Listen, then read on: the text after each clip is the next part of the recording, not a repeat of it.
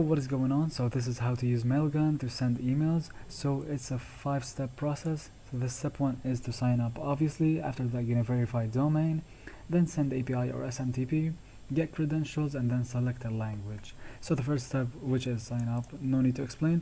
After that, you're gonna add and verify your domain. Add a domain you own and verify it by setting out the DNS records Mailgun provide, SPF and DKIM with your DNS provider. You should just have a domain by going to any website that creates a domain for you. Hostinger, let's say. Yeah, so create a domain and choose how to send SMTP or API. Mailguns give you the choice to send emails via SMTP or HTTP API. Choose which one is best for you. Yeah, so get credentials after that. In order to send via our HTTP API, you will need your API key, and in order to send via SMTP, you will need your SMTP user and password.